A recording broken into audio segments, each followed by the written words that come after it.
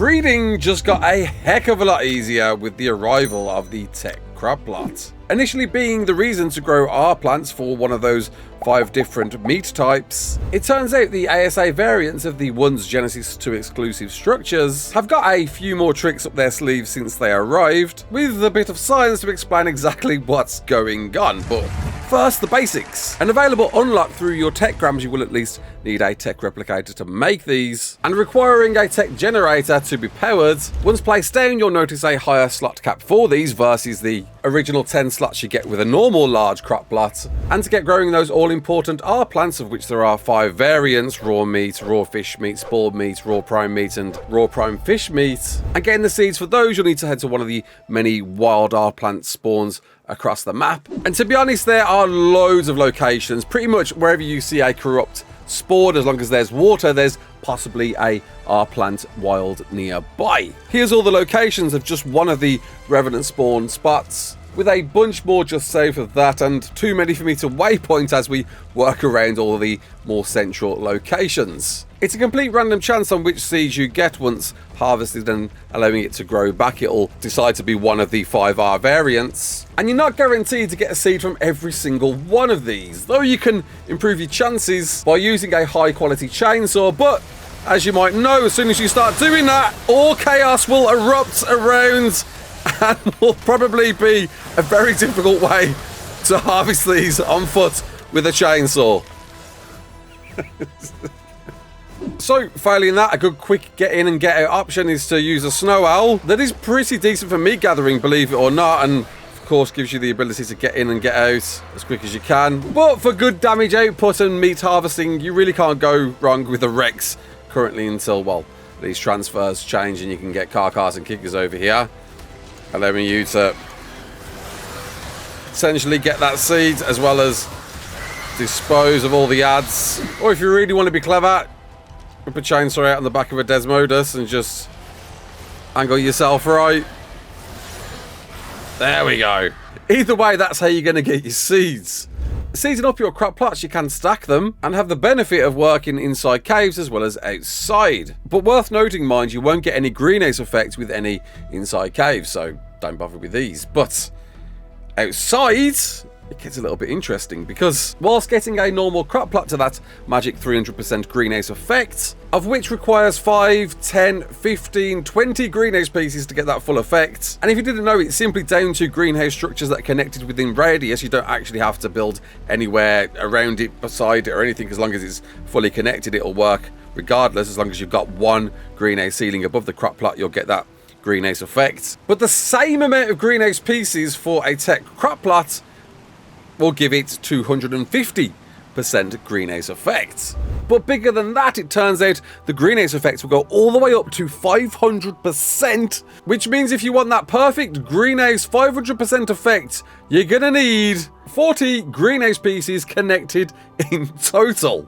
But you can get really smart with your greenhouse builds to connect all of those structures together so it doesn't turn into some giant monolith, snapping plenty of triangle, different sloped structures to make it at least not too much of an eyesore, or at least just make a nice looking greenhouse, right? And what we're going to test now, before I show you what's really cool about these tech crop plots, is how much of a difference does that 500% greenhouse effect truly do. So we've got this one over here with that 500%. We've got one here that's irrigated and powered. We've got one over here that's powered but not irrigated. One here that's both not irrigated and unpowered. And then we've got our 2 in the cave, just to see how much of a difference we're going to see between these, with this one here being irrigated and powered, and this one over here being unirrigated but powered.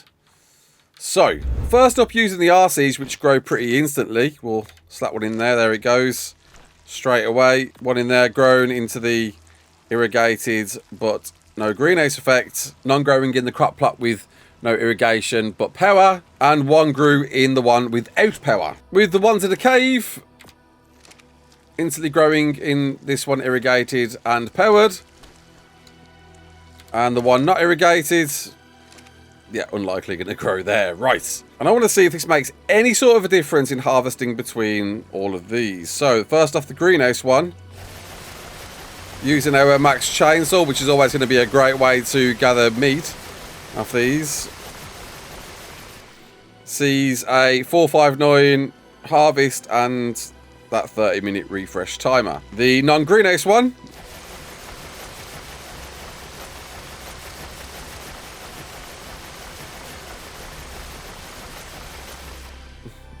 more or less the same, and the same timer. This one, of course, has nothing.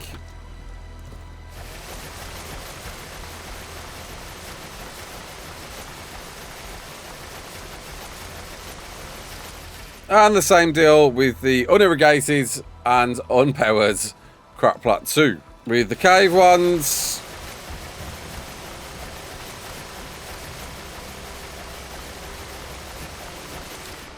giving us exactly the same deal, just to double check. So greenhouse effect doesn't seem to have any effect on plant species R. However, putting in Mejo berries now instead, and quickly running around to all of them, I'm curious what we'll see here. So, allowing the passage of time to complete, but we'll do it at 10 times.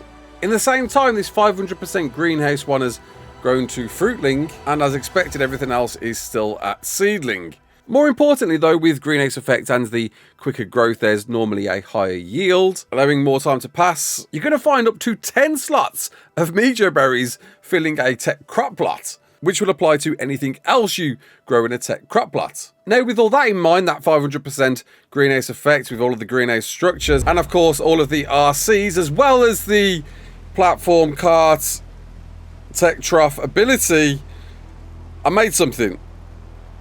And yes, this works, unofficial, believe it or not, a tech-powered greenhouse to create your own auto-filling tech trough baby care feeding center. So, here's how it works. So this is using every single structure to push that platform structure limit to its very peak. And yes, believe it or not, you can use the tech jenny. I had to double check this to make sure it was a thing, but you can put tech jennies on platform carts, which was a big surprise to find.